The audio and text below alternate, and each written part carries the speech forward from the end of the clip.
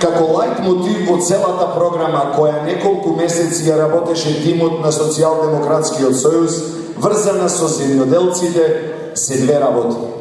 Првата работа е за гарантираниот откуп и втората работа за гарантираната наплата.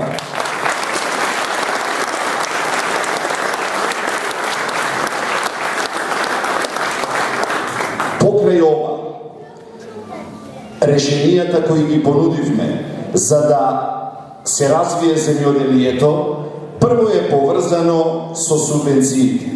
Субвенции не само што ќе има и ќе продолжат да се даваат, туку и ќе се зголемат за втора култура заради тоа што знаеме дека трошоците се поголеми и заради тоа што мора да се инвестира повеќе. Тие субвенции ќе бидат дупло зголемени.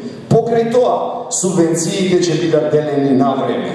На моите тутунари од Прилепско да ги добијат во февруари, во март, пред да почнат да ги прават расадите.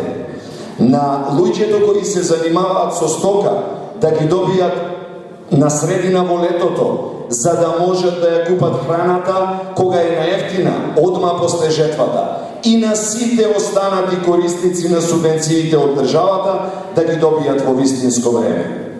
Покрај ова што е друго многу важно, персоналниот данок.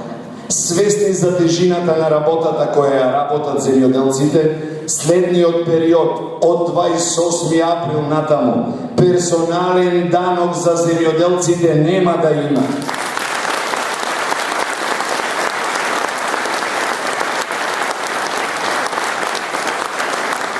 Голем трошок исто така е и нафтата, горивото, нивата треба да се изора, треба да се појди донезе, па после да се собери лепнината.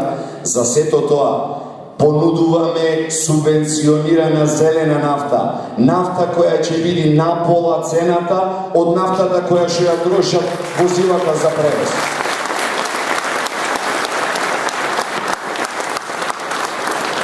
Свесни за трудоинтензивните карактеристики на земјоделието, понудивме бенефициран стаж за земјоделците.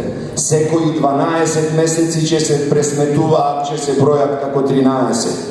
И покрај тоа, земјоделците ќе ги израмниме со сите оние, со сите кои би добиле пензија во идниот период, а кои изминатово време не беа во можност заради тоа што се земјоделци од законите кои предходниот период беа укинати.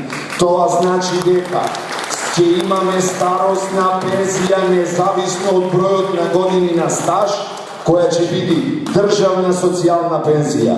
Секој во оваа држава, а најмногу земјоделецот, заслужува достојна старост. Цел живот инвестирал, се вложувал себе си и плаќал даноци на оваа држава. Староста мора да биде достојна, мора секој да може да си ги дозволи сите основни работи кои се потребни за достоен живот.